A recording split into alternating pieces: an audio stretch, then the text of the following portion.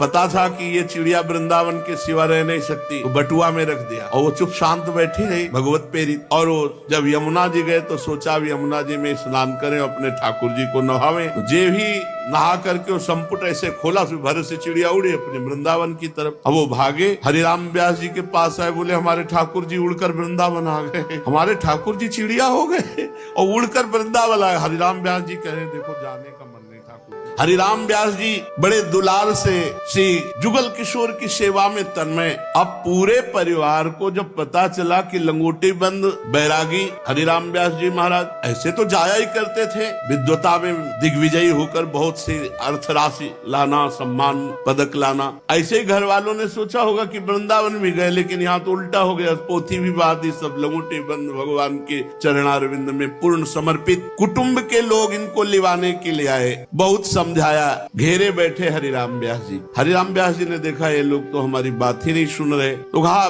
देखो हमारा स्नान का समय, हम यमुना जी स्नान करके आ रहे हैं और ये लोग पीछा छोड़ने वाले नहीं। मन में सोचा तो इसी बहाने यमुना किनारे पहुंचेंगे, एकांत होकर जाएंगे, पर वो पीछे पीछे यमुना जी के तट पर गए, बोले नहा लीजिए। हरिराम व्यास जी ने सोचा ये भी चाल हमारी नहीं चली। हरिराम व्यास जी ने कहा आप चाहे हमारे प्राण चले जाएं, पर हम वृंदावन से अब नहीं जा सकते। अपने पुत्रों से, अपनी पत्नी से और जो भी प्रेमी जन आए हुए थे, ये समझाते समझाते दोपहर हो गई। तब ध्यान आया कि श्री जी की तो राजभोग आरती हो गई। धिक्कार है, ये कैसे लोग हैं, हमारी दिनचर्या छूट गई। श्री जी की राजभोग की आरती करके राजभोग का प्रसाद मिलता था। भागे भागे वहां से आए और पश्चाताप करते इन संसारियों के पीछे मैं श्री जी की आरती से वंचित रह गया, प्रसाद से वंचित रह गया। इतने में देखा कि वृंदावन रजोप सेवी मेहतरानी बहुत पूज्य है, आप इनको ऐसे मत समझना। जिस दिन यहाँ वृंदावन के रजोप सेवी की सेवा हुई ना, उस दिन ठाकुर जी हम कैसे बताएं कैसे प्रसन्न थे। इनकी चरण रज, इनका चरणामृत आज भी हमारे सिराने रखा है। इनको इस दृष्टि से न देखना कि ये महारानी की निज महल की टहल करने वाली ये मेहतरानी है। पूरा परिवार पीछे था। उन्होंने कहा मैया सुन, राजभोग का प्रसाद ले आई? बोले हाँ राधा वल्लभ जी का मिला है टोकरी में, खोल टोकरी। सब परिवार के उत्तम उत्तम कुल से ऊंचे और हिस्सा उनको पकौड़ी उठाई और मुख में डाला, जय राधा वल्लभ लाल। अब संतोष हुआ कि कम से कम प्रसाद तो मिला। ओ अरे महाराज ये क्या कर रहे हो, आप हमारी टोकरी से पा रहे हो? बोले मैया आज तूने कृतार्थ कर। परिवार वालों ने देखा मेहतरानी की टोकरी से और इतने उत्तम कुल के, उनको लगा कि ब्राह्मण तो रह ही नहीं गया, अब ले जाने लायक ही नहीं। एक पकौड़ी सब जग छूट। हरिराम व्यास जी का बड़े समझाने समझ में नहीं आ रहे थे। अब दोबारा किसी ने नहीं कहा कि महाराज ओरछा चलो। हरिराम व्यास जी ने एक प्रसाद की पकौड़ी का चमत्कार कि जो घंटों से हम शास्त्र की बातें समझा रहे थे परिवार वालों की समझ में, उस समय पांडित्य का बहुत बड़ा प्रभाव था। हरिराम व्यास जी ने का संसार छूटा। भगवान का प्रसाद कितना महत्वशाली है कि संसार छूट। ये बात समझना बहुत कठिन है। देह का भाव, जाति का भाव, कुल का भाव, सम्मान का भाव, प्रतिष्ठा का भाव, ये छोड़ना बहुत कठिन होता है। परिवार के लोग सोचे कि ये तो भ्रष्ट हो गए, मेहतरानी के एक पकौड़ी सब जग प्रपंच छूट गया। कुटुंब के लोग उल्टे पांव लौट गए। जब ओरछा नरेश महाराज मधुकर शाह जी ने सुना तो उनकी और श्रद्धा हुई, क्योंकि महाभागवत थे। वो लगा गुरुदेव अब जाति कुल लोक मर्यादा के ऊपर उठ चुके हैं, प्रेम धाम में भगवत प्रसाद की महिमा की रक्षा की, भगवत प्रसाद को पाया और सब सीधे बहुत बड़े महाभागवत और महाबली थे। मधुकर शाह जी वृंदावन आए, हरिराम व्यास जी से बहुत प्रार्थना की। हरिराम व्यास जी ने कहा वृंदावन हमारा जीवन प्राण है, हम इसे छोड़ नहीं सकते। अब उनको कोई उपाय नहीं सूझा तो पता चला कि अगर हरिवंश महाप्रभु कह दे, गुरुदेव कह दे, तो ये आज्ञा नहीं टाल सकते। अतः वह हरिवंश महाप्रभु के पास गए और साष्टांग दंडवत की और कहा महाराज मेरे हृदय में एक प्रश्न है, आप समाधान कर दीजिए। मैं जानना चाहता हूं कि अपना कल्याण करना श्रेष्ठ है या अपने द्वारा हजारों का कल्याण करना श्रेष्ठ है। तो हरिवंश महाप्रभु ने कहा प्रथम पक्ष की अपेक्षा द्वितीय पक्ष श्रेष्ठ है। तब उन्होंने कहा कि महाराज मेरा नाम मधुकर शाह है और हमारे गुरुदेव है हरिराम व्यास जी। अगर ये वृंदावन रहेंगे तो इनका परम कल्याण होगा, लेकिन अगर वो ओरछा पहुंच गए तो लाखों का कल्याण कर देंगे। तो प्रथम पक्ष से द्वितीय पक्ष श्रेष्ठ, इसलिए महाराज आप आदेश कर दीजिए हरिराम व्यास जी को कि वृंदावन से ओरछा चले जाएं। हरिवंश महाप्रभु ने कहा ठीक है। श्री व्यास जी उस समय एकांत सेवन, मधुकर शाह जी की बात सुनकर के वैष्णव गया और बताया कि गुरुदेव हरिवंश महाप्रभु ने आदेश कर दिया है कि आप वृंदावन से ओरछा चले जाएं और वहां लाखों का कल्याण करें। महाप्रभु हरिवंश चंद्र जी ने कह दिया, राजा को आज्ञा दे दी।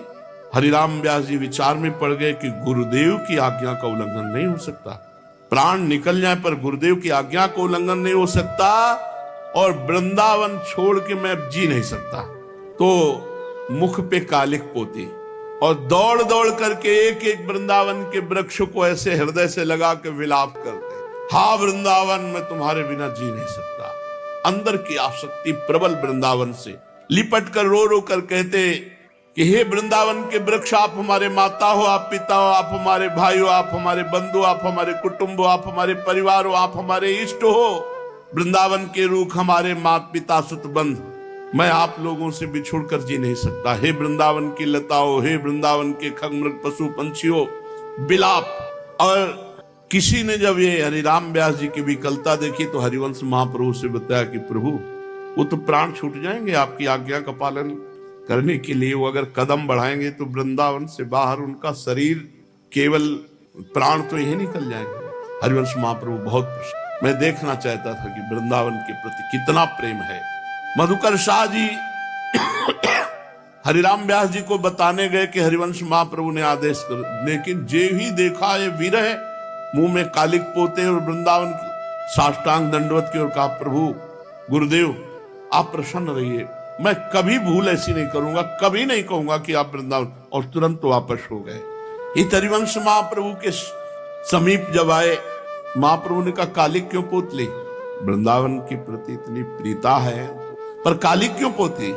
तो उनका प्रभु संसार का त्याग करके जब कोई धाम आता है तो उसका मुख उज्जवल होता है, और धाम का त्याग कर जब संसार में जाएंगे तो कालिक पोतनी ही पड़ेगी प्रभु। ये मुख दिखाने लायक नहीं अगर धाम छोड़कर हम संसार में जाए।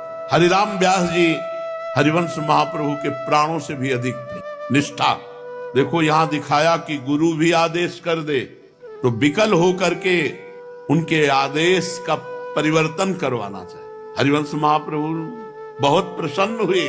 वृंदावन की विरहाग्नि उनके हृदय में जो जगी, जो एक मुख में कालिक पोत कर चेष्टा। श्री ओरछा नरेश जब गए तब जाकर के महिमा गाई हरिराम व्यास जी। तब उनके परिवार को लगा अच्छा इस कोटि के महापुरुष। तो पूरा परिवार वृंदावन आया। हरिराम व्यास जी से प्रार्थना की कि अब हम एक साथ रहकर जुगल किशोर की सेवा करेंगे। हरिराम व्यास जी ने मना कर दिया। फिर वो सब हरिवंश महाप्रभु के पास गए, प्रार्थना की कि हम सब कुछ छोड़कर पूरा परिवार वैराग्यवान होकर इन्हीं के साथ रहकर ठाकुर सेवा करेंगे, संत सेवा करेंगे। महाप्रभु ने आज्ञा कर दी। संत और भगवंत सेवा की भावना और गुरुदेव की आज्ञा, तो तत्काल अपने परिवार को हरिराम व्यास जी ने स्वीकार कर लिया।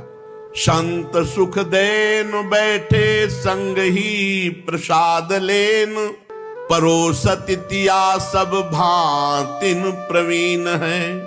दूध बरताई ले मलाई छिटकाई निज, खीज उठे जानि पति पोषति नवीन है। सेवा सो छुटाए दई अति अनुमनी भई, गई भूख बीते दिन तीन तन छीन है। सब समुझावे तब दंड को मनावे, अंग आभरण बेच साधु जेवे यो अधीन है। हरिराम व्यास जी ने परिवार को स्वीकार किया। अब रोज संत सेवा, जो भिक्षावृत्ति से संत रसिक जन वृंदावन वास करते, सबको सुंदर सुंदर भोग बनाकर पवाना, ठाकुर जी को पवा के उनका प्रसाद पवाना और आग्रह करके संतों को पवाते। एक दिन की बात है, संतों की पंक्ति में हरिराम व्यास जी भी बैठे हुए थे और सब संतों को भोग परोसा जा रहा था। इनकी पत्नी बहुत प्रवीण थी रसोई बनाने में, सुंदर सुंदर भोग पदार्थ दूध परोस रही थी, पका हुआ दूध। स्वाभाविक मलाई हरिराम व्यास जी के कटोरे में गिर गई। हरिराम व्यास जी ने संतों की तरफ देखा और अपने